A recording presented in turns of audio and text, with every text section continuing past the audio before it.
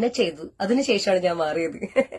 അതായത് അഹങ്കരിച്ചും മത്സരിച്ചും തമ്മിത്തല്ലിയൊക്കെ പലരെയും പോലെ 2014 വരെ ജീവിച്ച ഞാൻ ഇതായിരുന്നു. 2014 നവംബർ 8 തീയതി ഒരു മേജർ ആക്സിഡന്റില് ആ ഗ്ലാസ്സിൽ പോയിട്ട് തലയിടിച്ചിട്ട് ഞാൻ ഇങ്ങനെയായി മാറി. പിന്നെ ഇങ്ങനെയായി.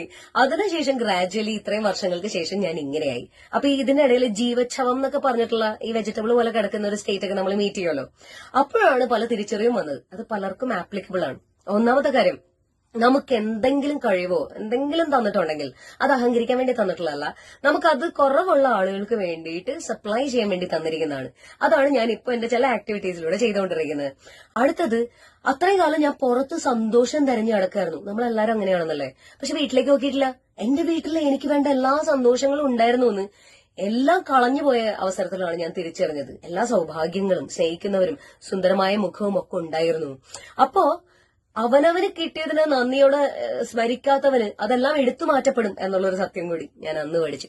അടുത്തത്, സൗന്ദര്യമുള്ള മുഖം, കളറ്, പിന്നെ ഷേപ്പ്, ആരോഗ്യം, മസിൽ, പിന്നെ ധനം, ഇതിന്റെയൊക്കെ പേരിൽ അഹങ്കരിക്കുക എന്നുള്ളത് ഒറ്റ നിമിഷം കൊണ്ട് എടുത്തു മാറ്റപ്പെട്ടു. എനിക്ക് ഇതൊന്നും ഇല്ലാതായി. അപ്പൊ എനിക്ക് മനസ്സിലായി, ഈ കാണുന്നതല്ല ഞാൻ. പിന്നെ എന്താണ് ഞാൻ ശരിക്കും പറഞ്ഞാൽ പുറത്ത് കാണിക്കുന്ന ഒരു മുഖം പോലും ഇല്ല. അപ്പോഴാണ് ഞാൻ എന്താണെന്നുള്ള സെർച്ചിലേക്ക് ഞാൻ പോയി തുടങ്ങിയത്. ഇപ്പോഴത് പ്രോഗ്രസ് ചെയ്തുകൊണ്ടിരിക്കുന്നു, ബെറ്റർ ആയിക്കൊണ്ടിരിക്കുന്നു.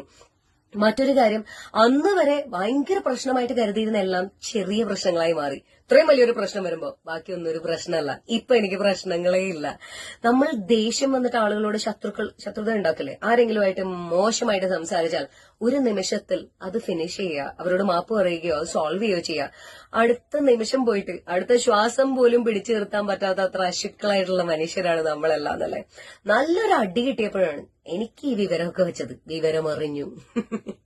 അടി കിട്ടാതെ തിരിച്ചറിയുന്നവൻ ഭാഗ്യവാൻ.